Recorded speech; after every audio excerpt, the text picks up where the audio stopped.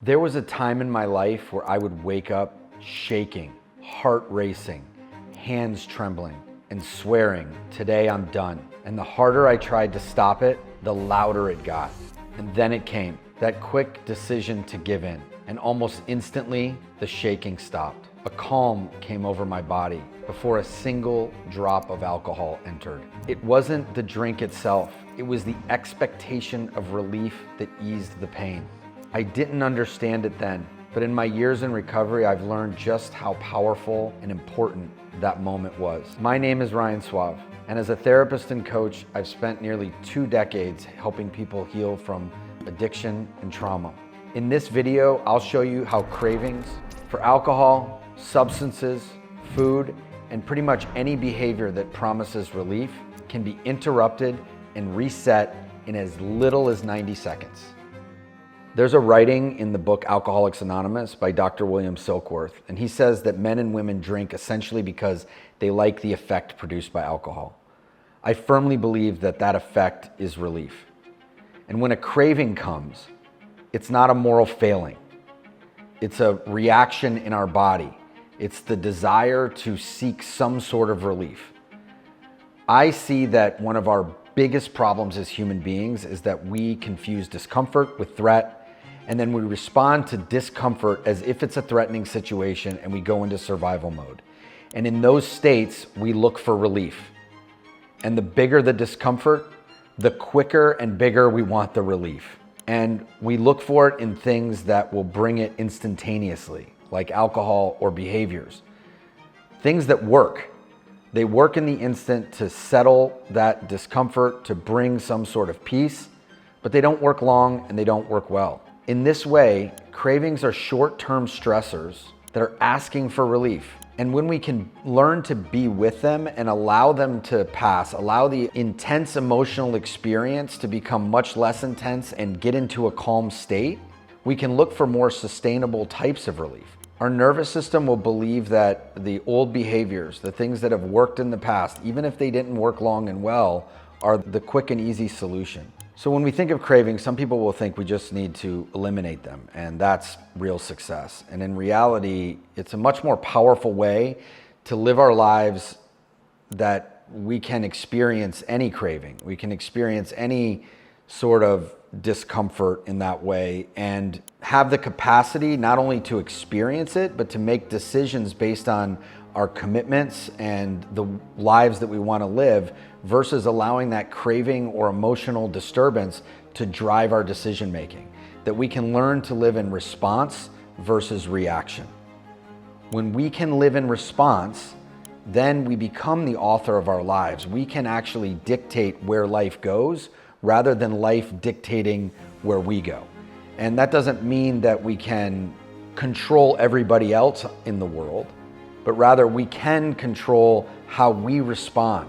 So many of us will get into a state where we experience a craving and it immediately moves us into looking for relief. And in that way, we become almost hedonistic, seeking pleasure and avoiding pain. And there's nothing wrong with experiencing pleasure in life, but when we're doing it in service of just avoiding pain, we miss out on the entire experience of life because life does have pain in it. Things break, people die, we're meant to experience that. And when we're trying to just experience one part, being the pleasure, then that becomes at the cost of all else and will become very selfish and self-centered in the way that we move through life. And selfishness and self-centeredness is really like at the root of survival, that I am in immediate physical danger and need to get out of it as quickly as possible.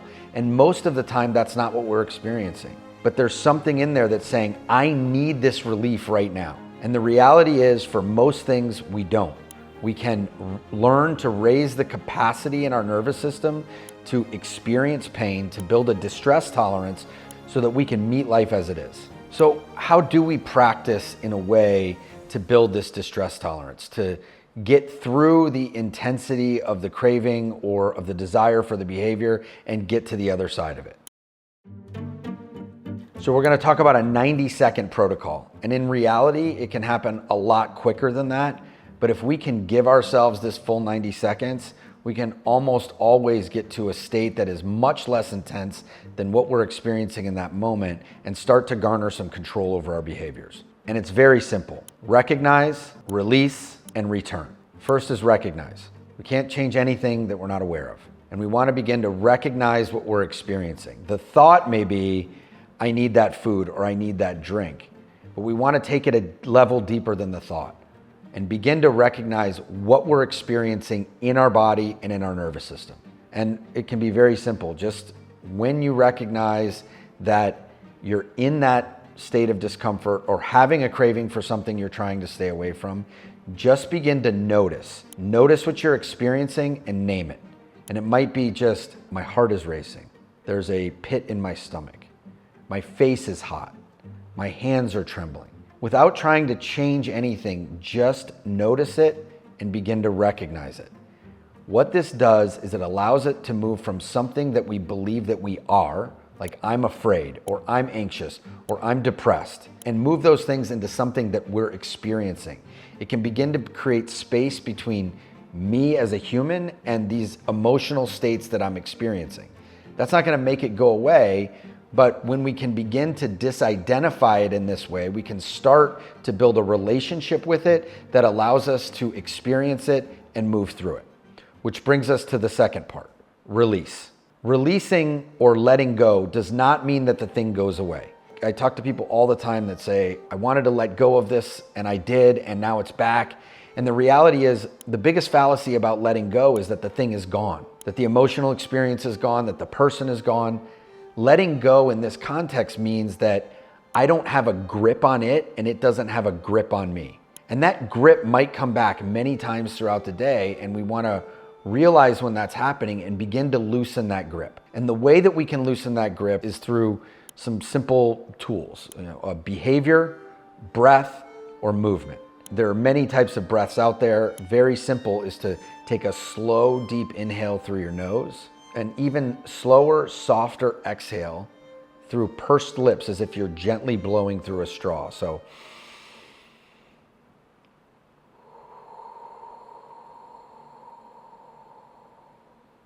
and let the exhale be really long, longer than the inhale and as long as you can. And each breath, make the inhale deeper and slower and the exhale longer and softer. This type of breath engages the parasympathetic nervous system, which allows us to move out of fight or flight or out of survival mode and into a state of calm and tranquility very quickly. There are other forms of breath out there, box breathing, the physiological sigh, or many other that you can find. Find something that works for you and practice it. Behavior. This could be making a phone call to a friend, saying a prayer, doing a quick writing exercise, but something that is actionable very quickly that allows you to put some space between the desired behavior that the craving is calling for and putting some space and time between that. With a person making a phone call, they might see something that it help you have a different perspective. Sometimes just writing it down lets us see what our thinking is and allows us to look at it differently. And other people will engage in prayer or short terms of meditation that allow us to begin to still the mind. And these practices will allow us to get through the intensity. Those first 30, 60, or 90 seconds that will allow you to be calmer on the other side. That doesn't mean the problem's going away, but you might be able to see it differently and take a different action. And then return.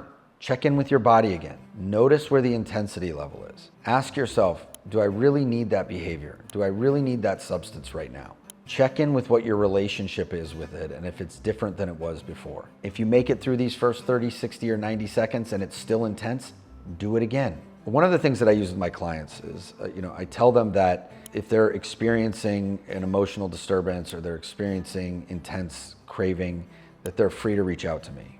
They can give me a call, shoot me a text, send an email. And I set this up ahead of time. I almost never answer the phone or immediately return the text or email. I give it some time. I'll always get back to them, but sometimes it's an hour later, sometimes it might be the next day. If they're actually experiencing a physical emergency, they need to call emergency services.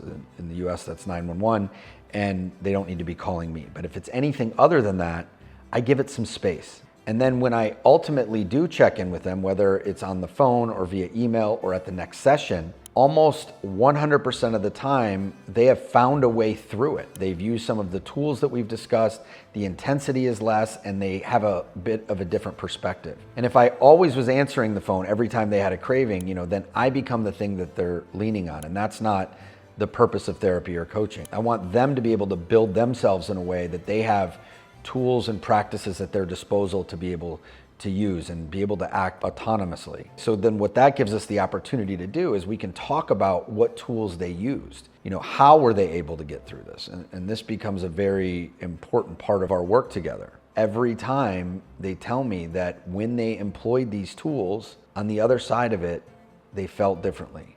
They thought about it differently.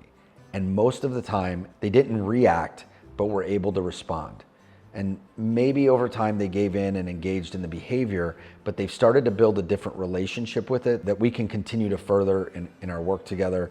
And they're able to begin to garner control over their behaviors. Why does this 90-second protocol work? Well, emotional states and cravings are like weather patterns. And like weather patterns, they come and they go. They never stay forever. There's never been an emotional state that has stayed. Now, some of them will linger longer, and if we grab onto them, or just like a storm, if a storm was passing, and instead of finding shelter and waiting for it to pass before I went back outside, I just followed it down the road, I'm gonna stay in the storm longer. If I followed a hurricane up the coast, I'm gonna be in the hurricane for days. Versus, if I stayed in it in my house in a safe place, I'm gonna experience it for hours. The same as with a difficult emotional state or a craving. It's going to pass unless I grab onto it. If I engage in the behavior, it's probably gonna further that craving. If I stay in that emotion and I'm not willing to do anything to build my capacity around it, I'm gonna become more sensitive to it, and my distress tolerance is actually gonna lessen because I'm leaning on something outside of me. In this case, not the therapist, but a substance, food, alcohol, or behavior. And I'm just leaning on it. And I'm not raising my own capacity and building my own tolerance for stress. So when we can find something, not only time, but a time plus a practice to put in there, then you can absolutely move through that most intense part of the experience and be able to look at everything just a little bit differently. And rather than having behaviors chosen for you by the craving or emotional state, you can choose them. In this way, we're not eliminating the craving. Like I said in the beginning of the video, it's much more powerful for us to live in a way that we can experience any craving and still choose our behaviors. So we're not eliminating it. We're just getting through that window of power that it has over us. Some of the common mistakes that people make when it comes to cravings, and whether it's for substances or alcohol or behaviors, is white-knuckling it. White-knuckling it or trying to force your way through it may work for a time, but when people are putting that much effort into it without also raising the capacity in their nervous system, eventually the behavior or the addiction will win. It might not win in the same way. Someone might not pick up a drink, but they might become so emotionally intolerable to be around or to be in their own bodies that their lives are falling apart in another way. Or it might not be for food, it might be for a substance, but eventually it'll always win. And so it is so important to not just white knuckle your way through something. Rather than force your way through it, allow yourself to build these practices and raise the tolerance so that you can experience it and it'll move through you. The craving will move through. People will judge the urge rather than seeing it as neutral, that this is just something I'm experiencing. They'll make it about something they're doing wrong rather than this just happens to be what I'm experiencing right now. And that will often lead people to seeing having a craving as having a failure. For people who've been living with an addiction for a long time, it's not abnormal for them to have a craving. In fact, it's one of the most normal things that they could have, because just because they get sober or just because they get control over the behavior doesn't mean that they're not going to experience discomfort.